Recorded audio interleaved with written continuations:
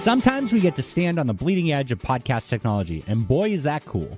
That's what we're talking about today on Sounds Profitable with me, Bryan Barletta. And me, Arielle Nissenblatt. Thanks to Magellan AI for sponsoring this article. Did you know that Magellan AI is hiring? Join the Magellan AI team to help brands, agencies, and publishers buy and sell podcast ads more intelligently. Go to magellan.ai for more details.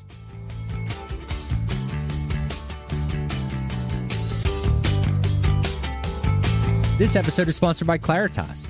Meet better prospects, market more precisely, improve your ROI. Find out more at claritas.com.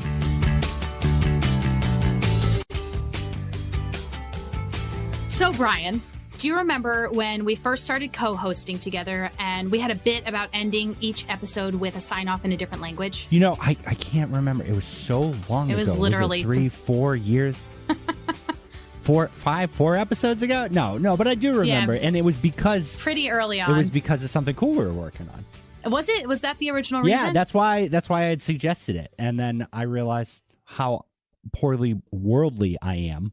Okay, well, good. Well, I think in this episode, it actually makes sense for us to use some different languages. And we'll get to why in just a second. We'll get to the topic of the episode very shortly. But listeners, let us know if you think we should bring it back, if we should sign off each episode with a different language. And if so, we'd love your language suggestions or your language. We're taking language requests.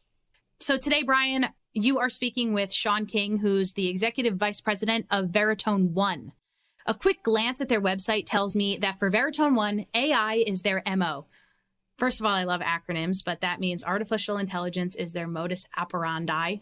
And I just wanted to spell that out because I am the person here who brings clarity to confusing words or jargon that doesn't quite make sense to the layperson. So I want to make sure that we're really spelling it out here. And listeners, you will definitely hear how Veritone One embodies that in this chat between Bryan and Sean that we're about to play for you. But first, Bryan, how did you meet Sean? I was really lucky that I got to work with Sean previously when I was at Megaphone and when I was at Barometric, which became Claritas. Sean's awesome, and Veritone One's one of the bigger agencies in the space. And Veritone, the parent company, is a massive tech company in all of audio and even more than that. And so, you know, we met through working on a campaign together at one point or another for attribution. We met through potentially trying to figure out a way to, build technology together. And then we had a chance to actually complete a project together here, which has been really cool. First off, let's give some context. A few weeks back, Bryan, you wrote an article for Sounds Profitable entitled Sounds Profitable en Español, and it shared the news that Sounds Profitable is now available both as a newsletter in Spanish and as a podcast in Spanish. Yeah.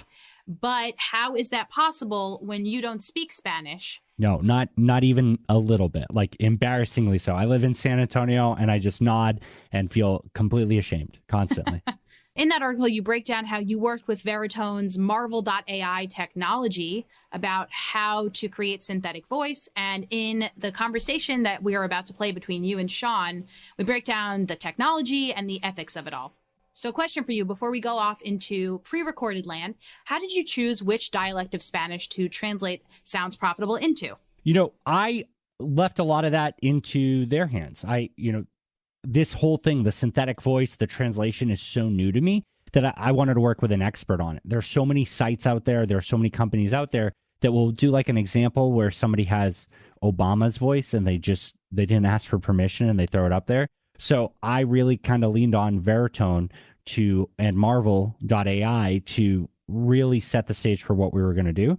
They picked the most prevalent Spanish dialect and stuck with that one. So listeners, in this interview, you'll learn about the difference between synthetic AI voice and deep fakes, which was something I was super interested in, and how companies who are creating synthetic voice are hoping to mitigate the spread of fakes.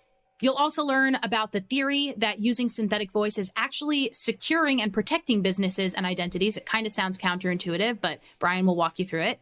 And you'll learn why consent is essential to the future that we're outlining here. Bryan, anything else to add before we hit play? Just that this is the start of an awesome collaboration, and we are super open to exploring other languages and happy to walk anybody through it. I'm really excited about this technology, not just because Sounds Profitable is now in another language, because hopefully it encourages someone who is in the same situation I am with Spanish, but with English, to get in front of a new audience, to get their opinions out there. So very, very excited about that. So let's hit the tape. Heck yeah. So please welcome Sean King from Veritone One, talking all about Veritone Marvel AI and synthetic voice and translation. Sean, thank you so much for joining me today. A pleasure to be here, Bryan. So it's really cool because we've been talking about synthetic voice for a long time, you and I, and I've always enjoyed collaborating with both Veritone and Veritone One, the tech side and the agency side. And this product that we ended up working on, this process that we're working on here, is all about taking my written newsletter, translating it to Spanish, or it can be any language, and then you created a synthetic version of my voice to speak the Spanish version so we could have a Spanish language podcast, which sounds like I'm speaking in Spanish. And how long have you guys been working on that? Well, we've been experimenting and working on that for quite some time. We brought it to market officially in May of this past year, but just something within our expertise on the Veritone side, within media management, content management, workflows, and everything that go along with it. And then on the Veritone One side, their expertise in all things audio and voice. We just felt that we're in a unique position with Marvel.ai to be able to help not just create synthetic voice, but really help companies and individuals being able to help in the deployment of it, the usage of it, and even the monetization of it. Yeah, that's the interesting part there. I think there's so many technologies out there about synthetic voice that are just like, cool, you can build this thing. And then it's like, well, now what? Right. And the momentum specifically in podcasts, advertising and podcasting in general is like, just keep moving forward. You can throw bodies at a problem. Operations work when they're easy, but not a lot of people are able to take the step back and create a new process or onboard people to a new process.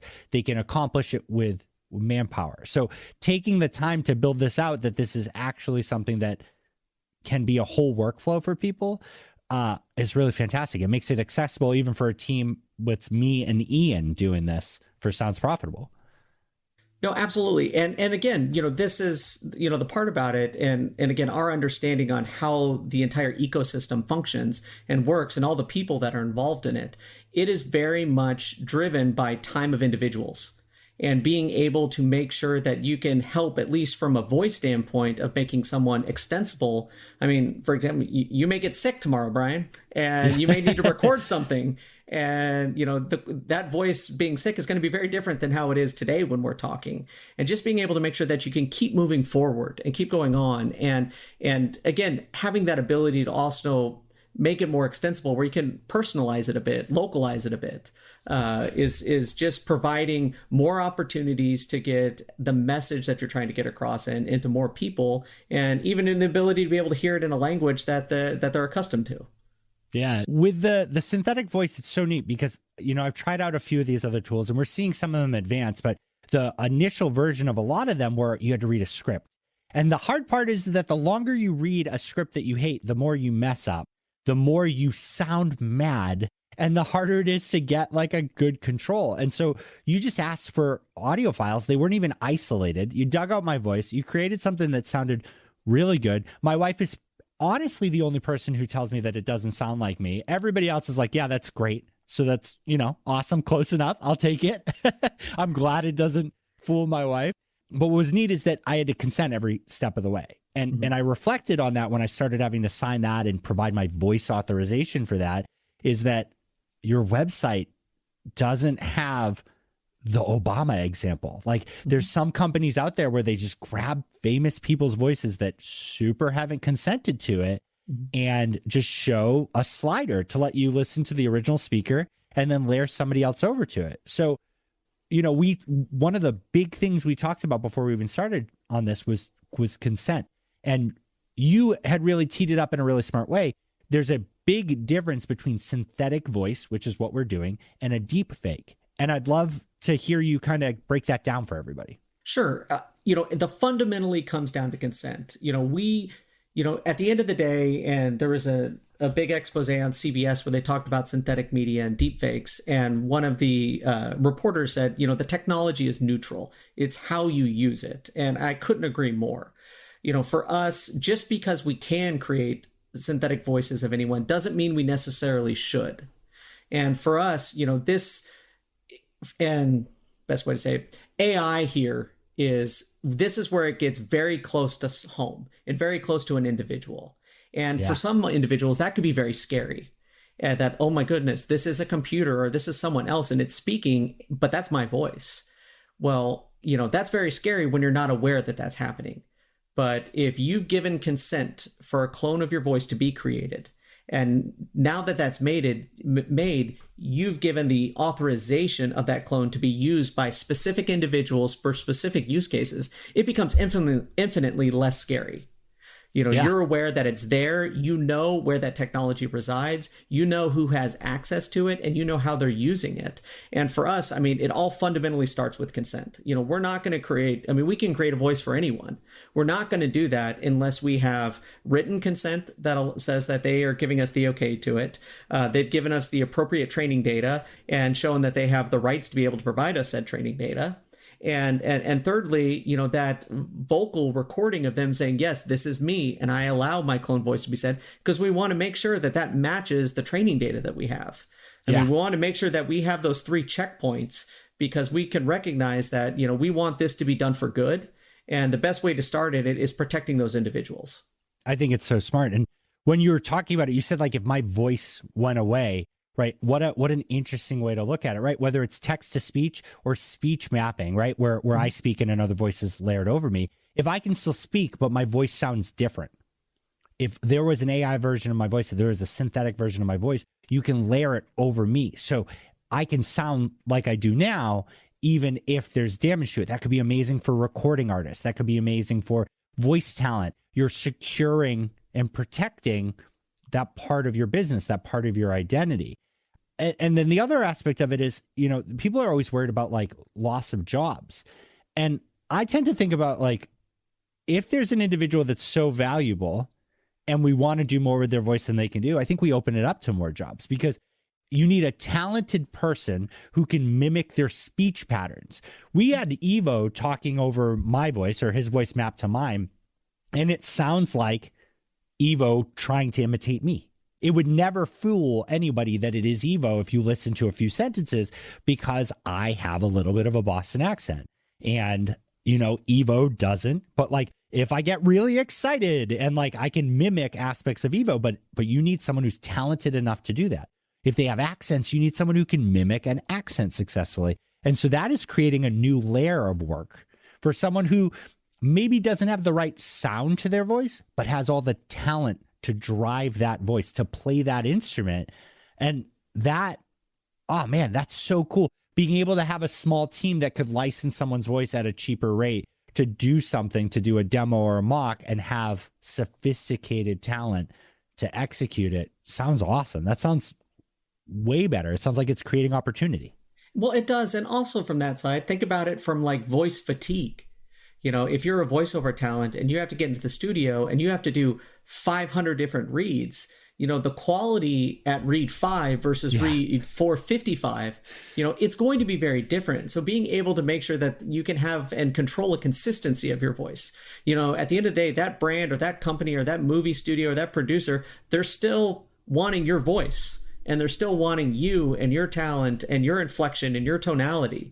But having to not just be able to have that, but that safeguard that you're getting the best product forward that you can. You're providing another layer or another tool in your instrument that you can take out there and have available to the masses. Yeah, I agree with that. And so on the ethics line, is there an organization out there that so we have the IAB for podcast measurement and all that. Is there an organization out there that focuses on the ethics of this type of technology? Yes, we have partnered and founding members of the OVN. It's the Open Voice Network. So it's a group of a lot of industry executives. That's from the content community, that's from the talent communities, from the technology community, that are really steered around education and the right controls and governance that need to be in place to make sure that there's safe and ethical usage of it. That's awesome. And is it easy for someone to apply? Is that something I could participate in? Absolutely. And happy to make sure we can share that contact with your audience. Yeah. I think that's super cool, because I think that this is an opportunity for the companies in this space that are trying to go about it the right way that do not want to be associated with deepfake technology, that do want to drive this technology and this usage forward, this is a great place for everybody to be in there. Like, and there's so many different ways to go about it. There's not going to be one size fits all. There's always reasons for competition and new partners in there and new innovation. But if we can all agree on a framework for that ethics, I think it gets a little bit safer. Like, at the end of the day, the tool is a tool, but we're deciding as humans, as ethical people, how we're going to use it. And I like that. And the more visibility that has, the more I think this will be comfortable for people. With Sounds Profitable, I've decided for my audience, I want to declare it at the top. This was translated by Veritone Marvel AI. This was, this is a synthetic voice provided by them. I make that very, very clear in everything I do at the beginning, because I want people to be able to opt out if they want to.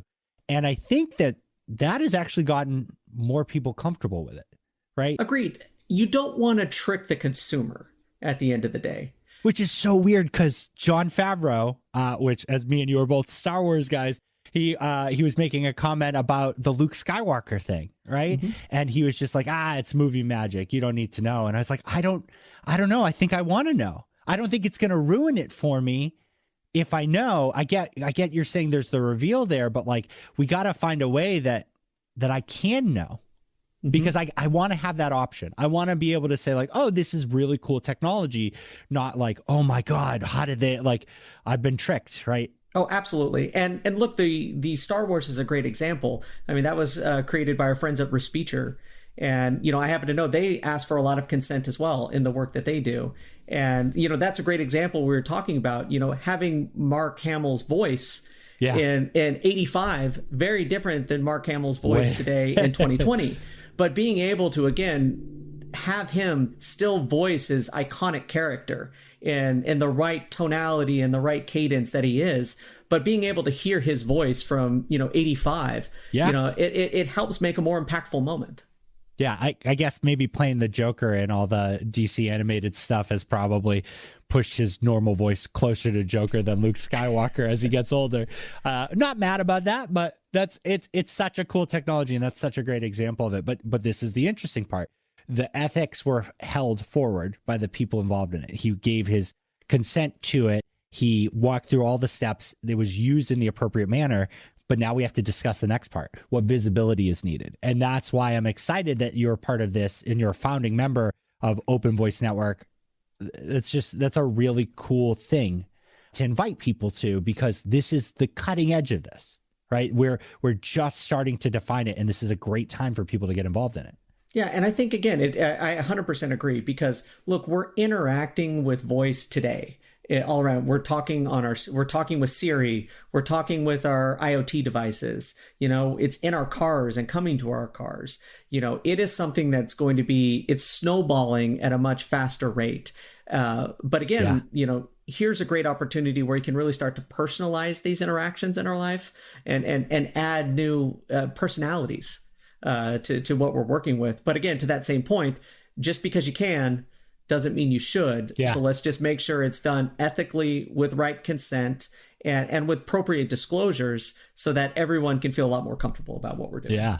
And with the language thing, I thought it was so cool, because what excites me about that is that, it's translation. You're translating my American English words into a specific Spanish dialect, and it hits home, right? It becomes more accessible for an audience that could not consume it.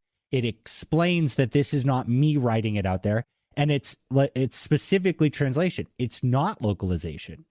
But what it does is it helps me test the water on a few things, right? Like, it's not someone taking my concept and saying, like, when I say like lipstick on a pig, and breaking it down to, something that resonates better to people in Mexico, right? It doesn't do that part, because that's not what it's supposed to do. It's supposed to make it accessible, my words accessible, but it helps me test it out. Right? It shows, is the interest there for it to be in another language? It shows, are there people there that are hungry to help me expand that find interest in it and want to help with the localization aspect of it? And what's more exciting, and I think that you've made it pretty clear you're open to collaborating with anybody who wants to dig into this and do more with it. I truly hope that somebody listens to or reads the Spanish version of Sounds Profitable and says, I could do this better in a Spanish speaking language, talking to people that Bryan can never communicate easily with because of language barrier. And I want that content in English. I want to compete with Bryan on the English stage. That would make me so happy. Like, because we talk a lot about English going to other languages, but Squid Game is one of the top shows right now. And half the shows I've watched on Netflix over the last 2 years that have been astounding have been not primarily English. And that's exciting to me because we need those different cultural points of view. We need those different experiences, and we need to think about not just as English out, but other languages in. 100% agree. I mean, just looking at some podcast stats, I mean, you look at consumption stats and, using the first of like English outward, look how much consumption of English podcasts are globally. No matter where you're at, you're getting the same English language that everyone is hearing as if you're having it here. But being able to somewhat personalize that content by saying, look, I'm downloading this in Italy. I could hear Bryan in Italian. How much more impactful is that going to be? How much bigger is the audience going to be? How much more expansive is my messaging going to be? And then to that same point, there's a lot of global content out there. And if anything during the pandemics and the studio shutdown is, people are hungry for content. Yeah. And anything that we can do to help localize, personalize that content so it can be consumed to the individual is only going to help, it's going to help the person become more informed on a topic they're looking for. It's going to help that show creator or that educator that's trying to get their message out there. It's going to expand to the masses, and that's really exciting. I could not agree more. I think that is the most exciting part of it. We need different points of view, right? We need to appeal to a wider audience, and that needs to be more accessible. And you guys are providing this tool to me as a sponsor, but I'm aware of what the pricing would have been for my specific use case. And it was absolutely within Sounds Profitable's budget. It would have been a worthwhile expense. Mm-hmm. And that's a really cool thing that I'm excited to be able to say, because as the technology becomes more and more used, as it becomes better, and over time, the price is only going to go down. It's not going to become more expensive. The price to licensing cool voices, like Mark Hamill reading Sounds Profitable, is probably going to be pretty expensive. Maybe that's 10-year anniversary present. We'll figure that out. This is becoming accessible. And I think that we're going to be able to learn from people and languages that we've kind of missed out on, and that have such great stories and education to share with us. And I'm really, really excited to see you guys be such a big part of that. And I'm really happy to be a demo and experience that. And what would be your dream language that we expand Sounds Profitable into? We did Spanish, and I think that was a hit, but what one has excited you? Oh, geez. Oh, God, there's so many. I mean, look, anytime we get to create a new one and we get to hear that person speak that, and you get that visceral reaction of someone going like, oh my, and then you get that validation from someone, like if we, Japanese, throwing that out there, Bryan speaking Japanese and having a Japanese speaker go, yep, nope, that's word for word. Yeah, that is correct. And just getting to see everyone's kind of visceral reaction to that's exciting. I mean, that show, it invigorates me. It's like, oh wow, we're on to something amazing. We get to see this application of this technology and see how it's impactful on everyday people. I mean, I would love nothing more than that we have Sounds Profitable and any other podcasts and other media, doesn't matter. Yeah. In such language that we're having to go in different dialects within subregions. That's going to be really fun. So I think that would be unique, because look, I think about education for a second. And, there's a lot of education that's created online, and the subtle nuances of, someone speaking with a Boston accent, someone in California, someone's, with a Southern accent or Southern drawl. And we're just talking about different variations of English language. Yeah. But if you're trying to be educated, or you're a student that is wanting to learn more, maybe you can actually absorb more if you're hearing just in a different, accent. And so if we can get to the point where, we're going to that level of personalization in it, like that's going to be awesome. I'm excited for that. I think that's going to be a really cool thing to explore. Well, thank you so much for joining me. I always end by asking, what is the podcast that you're listening to right now? Ooh, I am a huge fan of Guy Raz and How I Built This. So that is always the one that I'm listening to. It's a motivating one for myself. I listen to him way more on Wow in the World because I have a 3-year-old. And so, but he's fantastic. And yeah, great show. Well, thanks, Sean, so much for joining me. Excellent. Take care. Thanks for having me. Bryan, what a great chat. Lots of futuristic vibes over there. I can't wait to hear you speaking Japanese. Yeah, I'm really excited about that. I think Japanese would be a really fun language to try. I'm really open to anything, mostly because when I say try, I mean the Marvel AI team is going to you don't have take to learn my anything. voice, and just make it work. So I'm excited. If you're a Sounds Profitable listener who speaks Japanese or is currently in Japan, please do let us know. We have our social handles at the end of the episode, and we'd love to hear from you. So why was it important for you, Bryan, to make Sounds Profitable available in Spanish, and why Spanish first? I think that Spanish language is probably the second most important in the podcast world because of the overlap of the U.S. population. I think Mexico and Latin America and all the other Spanish-speaking countries are ones that are on the top lists of podcast listening and also overlap into English a little bit. And we have an opportunity in the ad tech space to expand into the next closest thing. Right. If you think about it, like the U.S. does really well, and then we have a lot of English speaking countries, but it's also proximity. It's also people within our borders, and trying to get more people to feel accustomed to the content and feel accustomed to the advertisement. Spanish makes absolutely the most sense. And I think we'll see it in content, in ads, and in priority next. And what's the reception been so far for Sounds Profitable and Español?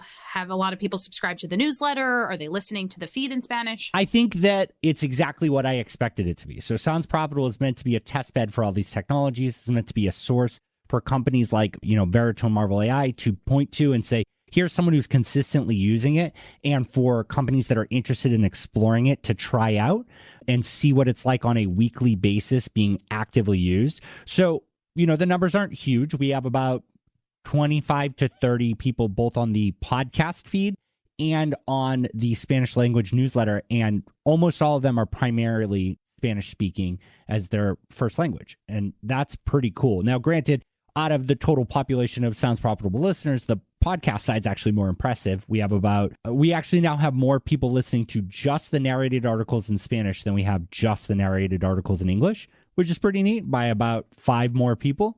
But the newsletter, we're at about 3,500 total subscribers, so 31-ish newsletter subscribers as of right now. And Español isn't really moving the needle, but to me, it's about proof of concept, and it's about making it accessible. This is either one more thing that helps my content get out there, or either one more path that someone who's producing content in Spanish goes, hey, I should be getting as much visibility as this guy is, but in English. Right. And this episode, this conversation between us right now also serves as another call to action, that if you didn't yet know that there is Sounds Profitable in Spanish, now you know, go subscribe at soundsprofitable.com. And also, I want to shout out the folks who tag us in posts on Twitter in Spanish. We see you, we know you're listening, and we know you're reading, and that's really awesome to hear and to see, and for me to retweet. And sometimes I just press that little button that says translate tweet to make sure that you're saying nice things about Sounds Profitable before I retweet it. There was someone who, it was very funny. They wrote grosso in response to a comment in Spanish. And to me, I translated that and I was like, oh no, they think this is gross, which was, I was super concerned about that. But what's funny is that's like me being like, that's sick, man. Like when I talked to them, they were just like, yeah, that's like, oh, that's so awesome. And it really made me laugh. You thought you were being called nasty. Yeah, I was like, oh, wow, I messed up way more than I thought I would. You're a gross boy. But that's the exact point. Like, this is a first step. This is me dipping my toe in the water and saying, is there an appeal for it? I absolutely mean it, that if this continues to gain steam, I will hire someone who will, represent Sounds Profitable in Spanish language, and we'll create completely new content. There's no reason why I wouldn't explore that if this first dip into it proves that there's interest. Yeah, absolutely. And if you are not a Spanish speaker, but maybe you took Spanish in high school and you're looking to up your game a little bit, it could be cool to read the industry trades in the language that you're trying to learn more about. So that's yet another reason to subscribe. Yeah, we'll be partnering with Duolingo. Is it Duolingo? Duolingo. Yeah, Duolingo. We'll be partnering with that owl to make sure that Sounds Profitable is part of your curriculum. I think that makes a lot of sense. Yeah. Well, you and Sean talked in your conversation about the Open Voice Network. So if folks want to get involved or learn more about OVN, where can they do that? So we'll get a link and we'll put it in the episode description. I think that this is a really smart thing. I think that Veritone really focusing on inclusivity with everybody who's building technology in the space and trying to champion the ethics behind this is really important. So if you are in this space at all, in any aspect, there are voice actors, there are technology companies, there's a little bit of everything in here. Absolutely look into the Open Voice Network and evaluate if that's something you want to be a part of to drive the future of this, because this isn't going away and we need oversight. And I'm really excited that that was such a prominent thing for Veritone to bring up. I love the sentiment that you and Sean shared, that we never want to trick the consumer into thinking that synthetic voice is the original voice on a podcast. And because of that, you acknowledge it up top at the top of the episode. You say, hey, the episode that you're about to listen to has been translated by way of Marvel.ai. And that allows listeners to say, okay, great, I'm going to consume it with that in mind, or I'm going to opt out. Yeah, I think that's really important. I think giving people the opportunity to opt out is really important. Me and Sean dug into a little bit, I think, about how they handled it in Star Wars. Yeah. And it doesn't bother me. And movie magic is a different thing. But a podcast, people want to know. I think that people want to know. I think there's a difference between going to a movie or seeing a concert or seeing something live or tuning in to hear someone's voice do something primarily. I don't know. I think there's a fine line that I can't articulate, but definitely Bryan narrating an entire article in Spanish absolutely does need that disclaimer because it might be completely off-putting, and I'm okay with that. Right. And it also gives the flexibility that if for some reason the technology isn't 100% there one week, and like you said, pig in lipstick gets translated weird, now people understand a little bit why that might be the case. Yeah. Yep. It gives you a little bit more wiggle room, a little more understanding. But I guess I don't understand how they would do it necessarily for Star Wars if they were just like, this includes, reconstructed voices or AI voices or AI, visualizations of people. Right. Then everyone would start speculating who they're bringing back for it. And you kind of ruin the surprise. But I don't know. A weird line that I don't have to decide, but I, as the person putting out the content, can decide that it fits for my content to disclose it as soon as possible. Yep. And we're giving you listeners the option to be as transparent as possible. I think that fits into the larger sort of standard that's set in the podcast space of transparency in audio. And I would love for that to extend into this future of synthetic voice. I'm with you on that. I want to next reiterate what Sean said, which is that we're already interacting with voice a lot through Siri, through Alexa, through other IoT devices, but he says that synthetic voice will allow us to personalize that experience, which was exciting to me because I use Siri a lot. I have a very good relationship with her. She understands me. I understand her. And I'm excited to see what personalizing that experience further could mean. A little robot friend for me. And I really like that. I know that Waze has certain voices on there that you can get celebrity voices. There's, I think it's called Speechify. I have an app that will read articles to me, and instead of it sounding like a robot, I can make it sound like a gruff old professor. That was my really terrible impression. I don't know if you saw my ex-friend's presentation. I'm starting accents. You did do costumes. An accent, didn't you? Right. I tried really hard. What was the accent? Was it Albert Einstein? I have no idea. I put it on and I was like, wow, I used to LARP, so I figure I can make this work. But I think you're right. I think that, speaking to Siri is really awkward. And it's very robotic. Not for me. I have a very, very good relationship with Siri. I don't know what it is. I think it's because patience. She understands you. Yeah. I constantly just get the rejection messages, and I don't want to hear that from a robot. I don't know. I think that having those options are going to be really cool. We're still going to hit that uncanny valley phase. We're hitting it with virtual reality. We're hitting it with CGI in movies and everything, right? But it's going to become more and more comfortable. And we're going to see it more and more. So the things that make people comfortable with it are important. How do you see synthetic voice fitting into the audio space in the next 2 to 5 years? How do you think that's going to look or sound like? I find it funny that we don't have the standard like celebrity endorsements not related to podcasting in podcasting, right? Like, remember like how many different celebrities like advertised Pizza Hut, right? Like how many sports stars and things like that. I think that'll be really interesting, being able to license a voice and say, oh, well, I would love for Shaq to help sell this product. Mm-hmm. I think that's really cool. It's very easy to do it with voice, where it is harder to do it, with full body, right? Mm-hmm. Even if it's CGI or whatnot. So I think it'll allow for people to find specific voices that they want to license. I think it'll allow for a more diversity in voice talent. Right now, if you can do a good impression, but you just don't sound directly like them, but you can match the accent. Ian, our editor, for example, can do a great British accent. And at some point, I want to run it through there and see if Ian doing a British accent can have James's voice mapped to it and sound way better than me doing it. Because if you listen to the episode that Ian put out where it's my voice with James and Evo mapped to it, you can hear Evo's excitement mapped onto my voice with a little bit of my Boston accent, and you can hear the worst me and James had a child and confused it for its whole life I've ever heard on that end. So I think that it empowers more options for voice. It empowers a diversity in voice talent. And then I don't know. I think we're going to hear more genuine excitement and endorsement, because it's not a host that's burnt out from saying the same ads over and over again. It's someone who gave the thumbs up that that's an endorsement that they would do, or they read it or wrote it once, and then someone else gets to mix it up every week or every day. If it's a daily podcast, now someone else can record variations of it that sounds exactly like them, so it's not stale. Yeah, one of the use cases that you mentioned was if a voice actor needs to do their 500th take on something, it's probably going to sound tired. It's going to sound not like their first take. And synthetic voice allows us to get great takes all the time. And also, what if somebody needs to call out sick, but the production needs to happen today? Synthetic voice can help with that, for better or for worse. Whether you like that or not, I think it is coming.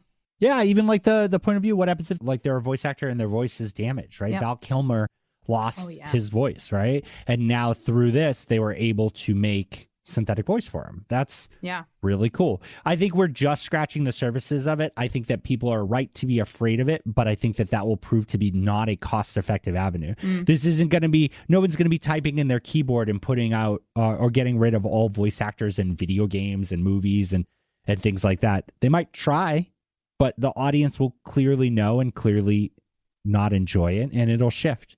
But I don't think we're going to get there. I think it's going to be more about utility, more about more tools for voice actors, and more about another thing to license, another thing to explore and make money off of for a lot of creatives.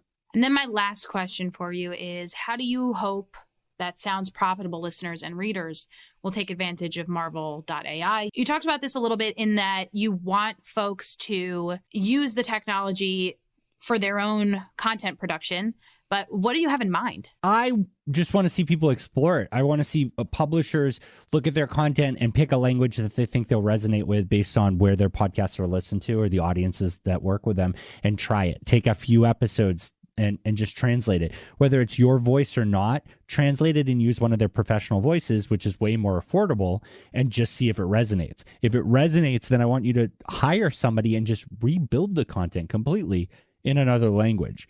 This isn't going to be a one-time thing with Spanish. It's going to expand into other countries and other languages. So that's really important to me. I think that this is a tool to test if it's worth expanding somewhere, and then put your full force behind it. And it's relatively easy to accomplish. Well, that's all I've got for you, Bryan. Loved your conversation with Sean today. And I'm excited to see how Sounds Profitable listeners and readers will hopefully start implementing Marvel AI from Veritone. Here's what's happening this week in the world of podcasting with James Cridland at Podnews.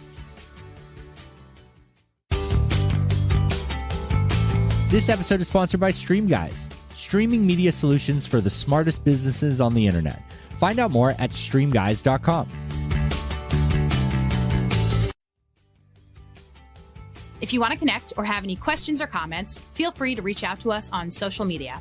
At SoundsProfNews, at Bryan Barletta, or at Ari This and That on Twitter.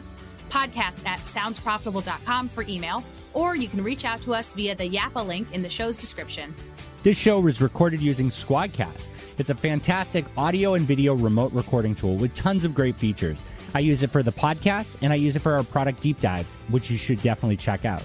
Please go to squadcast.fm for a free trial. I think you'll love it. Make sure you check out the private Sounds Profitable feed if you haven't already on Supercast for access to narrated articles and early drops of the interview episodes. Link in the episode's description. Thanks to Terra, and Ian Powell for their help on this episode.